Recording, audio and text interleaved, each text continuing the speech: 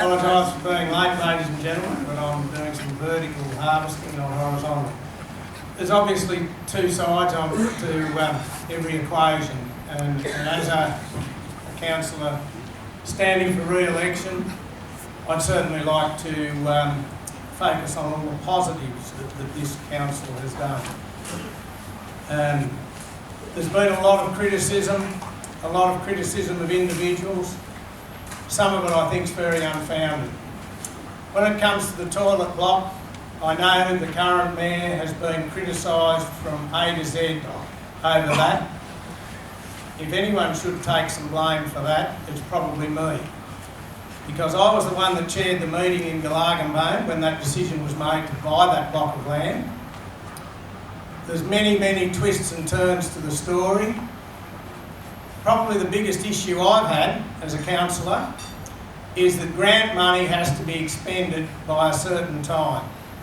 You receive grant money and it has to be spent by whatever. Now that grant money at the time was supposed to be spent by the end of May. There was toing and froing over Brian Somerville's block and the Max Dry Cleaners building. Community consultation was for a toilet block in the main street. Council bought Max Dry Cleaners, and that's where the toilet block was to go. It was a fairly expensive option, I might add, to have it there. The cheapest option would have been Skillman's Lane, where it is, and the second cheapest option that was available to us with the community consultation to have it in the main street was the block belonging to the mayor. I think he wanted $60,000 for it, and I was certainly not happy with that. Karen Churchill was against it, and she said, let's offer him $40,000. We were in a hurry to get the money expended, and I said, well, we'll put to the vote, and it was passed, I think 4 votes to 3 or whatever, and I was one of them because I chaired the meeting, and we bought that block of land for $50,000. In hindsight, that was a mistake, and in hindsight, the money, because of COVID, was given an extension of time. Had we, hindsight's a wonderful thing, but had we known that, I dare say that block of land would not have been purchased and would have gone back to the community. There wasn't enough time to go back to the community as it stood because the money needed to be spent. But thankfully, it didn't need to be spent and we got it in Skillman's Lane. Some of the people that were against it, and I was one of them, having it in Skillman's Lane. A, community consultation wanted it in the main street, and B, those that can remember and had kids at St Bridget's in the early 2000s had problems with that lane, that being open between the Commonwealth Bank and wherever Chris Gray's building.